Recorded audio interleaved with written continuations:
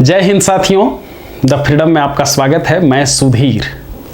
हम लोग अभी चर्चा कर रहे हैं दिल्ली में जो तब के वायसराय पर लॉर्ड हार्डिंग पर हमला किया गया था, बम विस्फोट किया गया था उसके जुलूस पर, उस संबंध में। और पहले 2 वीडियो जारी किए जा चुके, ये तीसरा वीडियो है इस कांड को लेकर के, इस एक्शन को लेकर के।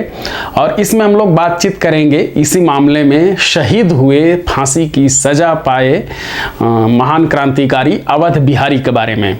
हम लोगों ने जब पिछले वीडियो में ये देखा था कि हार्डिंग पर बम फेंकने के बाद तत्काल कुछ भी कहीं नहीं मिल सका, बाद में कलकत्ता के राजा बाजार मोहल्ले में, अब कोलकाता हो गया है, वहाँ पर एक एड्रेस मिला, एक नाम मिला अवध बिहारी का। और ये पता चला कि अवध बिहारी दिल्ली में रहते हैं मास्टर अमीरचंद के यहाँ।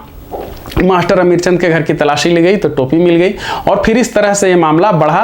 दीनानाथ पकड़ा गया। दीनानाथ ने पकड़ते ही सारी बातें कबूल ली और उसके कारण ये केस बड़ा हो गया और इसमें अब सरकार को काफ़ी कुछ मसाला मिल गया। इस वीडियो को आगे बढ़ाने से पहले मैं उन तमाम महानुभावों के प्रति आभार प्रकट करना चाहता हूं जिन्होंने आर्थिक सहयोग दे करके हमारे इस अभियान को, इन शोध कार्यों को जारी रखने में मदद की है। साथ ही आप तमाम साथियों से आग्रह है कि जो आर्थिक रूप से सक्षम हैं वो हमारे इस अभियान को आगे बढ़ाने में, जारी रखने में आर्थिक मदद करें। आपके स्क्रीन पर एक बैंक खाते का विवरण नजर आ रहा होगा, उस बैंक खाते के माध्यम से आप अपनी सहायता राशि हमारे पास तक भेज सकते हैं। इस बैंक खाते का विवरण डिस्क्रिप्शन में भी दिया हुआ है, आप वहां भी जाकर के बैंक खाते का नंबर वगैरह दर्ज कर सकते हैं। अवध बिहारी को भी मास्टर अमीरचंद के मकान पर से ही गिरफ्तार किया गया था और फिर उन्हें गिरफ्तार करके उन पर भी मुकदमा चलाया जाने लगा। यह जो मुकदमा चलाया गया, इसमें अवध बिहारी पर 13 आरोप लगाए गए और यह कहा गया मुकदमे में कि लाहौर के लॉरेंस गार्डन में जो बम विस्फोट हुआ था, आपको बताया था कि वहां के बाद एक बम विस्फोट लाहौर के लॉरेंस गार्डन में हुआ था जिसमें एक हिंदुस्तानी चपरासी मारा गया था। तो उस बम की टोपी अवध बिहारी ने ही बसंत कुमार के साथ मिल करके लगाई थी और इसलिए जो लाहौर में जो कांड हुआ है बम विस्फोट का, उसमें अवध बिहारी का पूरा हाथ है और इस आधार पर अवध बिहारी को फांसी की सजा सुना दी गई। कहा जाता है कि जिस दिन फांसी होनी थी उससे एक दिन पहले एक अंग्रेज अफसर ने पूछा अवध बिहारी से कि आपकी ख्वाहिश क्या है। तो अवध बिहारी ने जवाब दिया कि यही कि अंग्रेजी साम्राज्य नष्ट भ्रष्ट हो जाए। इस पर अंग्रेज अफसर ने कहा अवध बिहारी से कि शांत हो जाइए, आज तो कम से कम शांतिपूर्वक प्राण दीजिए, अब इन बातों से क्या फायदा। इस पर हंसते हुए अवध बिहारी ने कहा उस अंग्रेज अफसर से, उसके लाइन के बदले में जवाब दिया, मैं तो चाहता हूं कि आग भड़के, चारों ओर आग भड़के, तुम भी जलो, हम भी जलें और हमारी गुलामी भी जले और अंत में हमारा भारत कुंदन बनकर रह जाए। और उसके अगले दिन अवध बिहारी फांसी की सजा पा गए, फांसी पर लटका दिए गए। इस मुकदमे में जिन 2 अभियुक्तों की चर्चा हुई अभी पिछले वीडियो में और इस वीडियो में, यानी मास्टर अमीरचंद और अवध बिहारी, दोनों ही काफी शिक्षित थे। अवध बिहारी पहले दिल्ली से बीए कर चुके थे और उसके बाद लाहौर सेंट्रल ट्रेनिंग कॉलेज में बीटी पास किया था। बीटी भगत सिंह ने लिखा है, मुझे नहीं पता कि ये किस कोर्स के बारे में बातचीत की गई है, लेकिन लिखा है कि बीटी पास किया था और इतने बुद्धिमान थे, शिक्षित थे। जज ने अपने फैसले में लिखा था अवध बिहारी के बारे में, Awadh Bihari is only 25 years of age but he is a highly educated and intelligent man। ये लिखा था जज ने फैसले में। अवध बिहारी का जन्म हुआ था, जो अब तक ज्ञात है, 1889 में और बंदी जीवन में जैसा कि लिखा है सचिंद्रनाथ सान्याल ने इनके बारे में कि बहुत ही धार्मिक प्रवृत्ति के थे, बहुत अधिक भजन कीर्तन और उपासना ध्यान वगैरह में मन लगाते थे। इतना अधिक कि उस समय उम्र इनकी हो रही थी 23-24 साल ही, लेकिन ये कहा जाता है कि उस समय तक ऐसा देख करके लगता था कि कोई बहुत पुराने पहुंचे हुए संत फकीर हैं और इसलिए सचिंद्रनाथ सान्याल ने भी लिखा कि ऐसा लगता है कि जन्मजात ही वो संस्कारों से, धार्मिक संस्कारों से परिपूर्ण थे।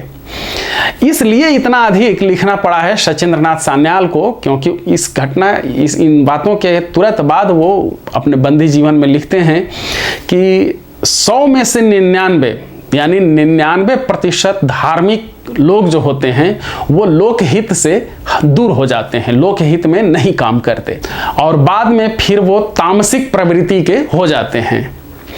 यहाँ तक कि धर्म की जो असली परख है वो त्याग से होती है और त्याग की कसौटी पर यदि इन धार्मिक लोगों को कसा जाए तो वो तामसिक और स्वार्थी साबित होते हैं।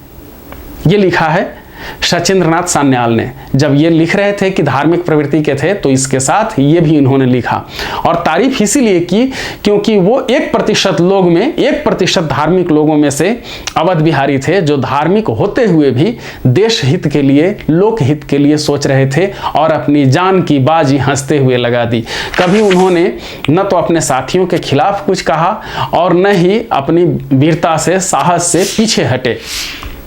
अवध बिहारी के बारे में बहुत कुछ उपलब्ध नहीं है सामग्री।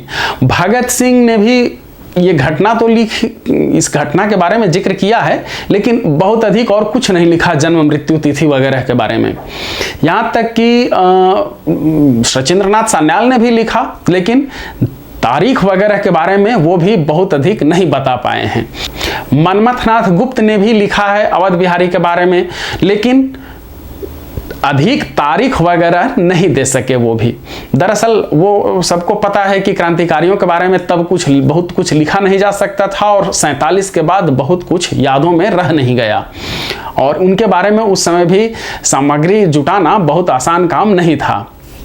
लेकिन बाद में भी इन पर काम हुआ है और 2015 से सेंट स्टीफेंस कॉलेज दिल्ली में इनका शहादत दिवस मनाया जा रहा है और ये मानना है वहाँ जिन लोगों ने शोध किया, इसमें जेएनयू के कुछ प्रोफेसर भी शामिल थे, कि 8 मई 1915 को मास्टर अमीरचंद के साथ ही दिल्ली सेंट्रल जेल में अवध बिहारी को भी फांसी की सजा दे दी गई थी।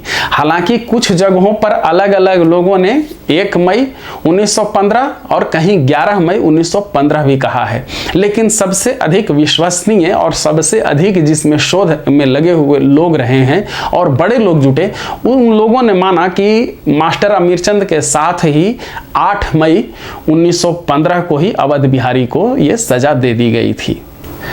सेंट स्टीफेंस कॉलेज में शहादत दिवस मनाए जाने की वजह है, दरअसल वहाँ पर एक शोधार्थी हैं, वहाँ के ही स्टूडेंट रहे हैं, सुहास बोरकर, और उन्होंने अपनी छानबीन से ये पता लगाया कि ये दोनों ही जो शहीद हुए मास्टर अमीरचंद और अवध बिहारी, दोनों की शिक्षा दीक्षा सेंट स्टीफेंस कॉलेज दिल्ली से ही हुई है और इस संबंध में उन्होंने तर्क भी दिए।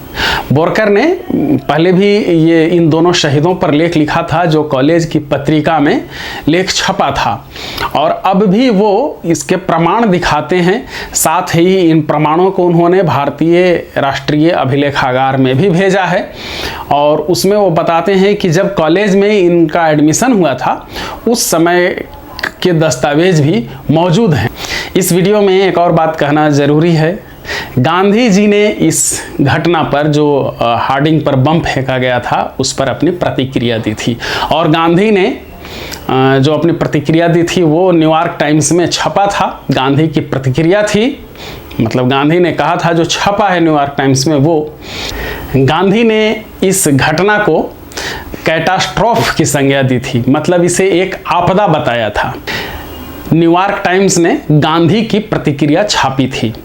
अपनी प्रतिक्रिया में इसे आपदा तो कहा ही गांधी ने, और वो आगे कहते हैं, in Indian Opinion these are misguided youth who do not know that freedom comes from self-sacrifice and purification and not by inflicting pain। यानी भारतीयों की राय में ये भटके हुए युवा हैं, मिसगाइडेड युवा हैं। वे ये नहीं जानते कि आज़ादी आत्म बलिदान और शुद्धि से मिलती है, न कि दूसरों को दर्द देने से। ये गांधी की प्रतिक्रिया थी हार्डिंग पर फेंके गए बम की घटना को लेकर के, जो प्रतिक्रिया छपी थी न्यूयॉर्क टाइम्स में। अगर आप दिल्ली में कभी जाएं तो मौलाना आज़ाद मेडिकल कॉलेज है, वहाँ पर एक जगह आप तलाशेंगे जहाँ लिखा हुआ है देशभक्तों को इस स्थान पर फांसी दी गई है। और वहाँ जो नाम हैं शामिल, कुछ नाम जो लिखे हुए हैं उनमें मास्टर अमीर चंद और अवध बिहारी के नाम भी शामिल। तो ये अंग्रेज़ों ने जो मुकदमा चलाया था दिल्ली षड्यंत्र केस, उसके दूसरे शहीद अवध बिहारी के बारे में जानकारी थी। आप तमाम साथियों से आग्रह है कि पूरे देश को ये जानने में हमारी मदद करें, बताने में मदद करें कि यह देश आज़ाद कैसे हुआ, कितने लोगों ने कुर्बानियाँ दी हैं, कितने लोग शहीद हुए हैं, कितना संघर्ष किया है, कितनी बहादुरी से जान दी है, और उन जान देने वाले उन शहीदों का लक्ष्य क्या था, कैसा भारत वो बनाना चाहते थे, कैसे लोग थे वो। और इसके लिए आप क्रांतिकारियों से संबंधित सैकड़ों वीडियो हैं इस चैनल पर, आप उन्हें फॉरवर्ड करें, तमाम लोगों तक शेयर कीजिए। आपको अच्छा ये वीडियो लगे तो लाइक कर दीजिए, गलत अगर लग रहा है तो डिसलाइक कीजिए। कमेंट बॉक्स में बताइए आप अपने दिल की बात, अगर कोई सवाल है तो आप कमेंट बॉक्स में भी लिख सकते हैं, या फिर हमारे पास आप व्हाट्सएप नंबर पर भी भेज सकते हैं। अगर आपने अब तक चैनल सब्सक्राइब नहीं किया है तो चैनल को सब्सक्राइब कर दीजिए। धन्यवाद। जय हिंद। इनकलाब जिंदाबाद।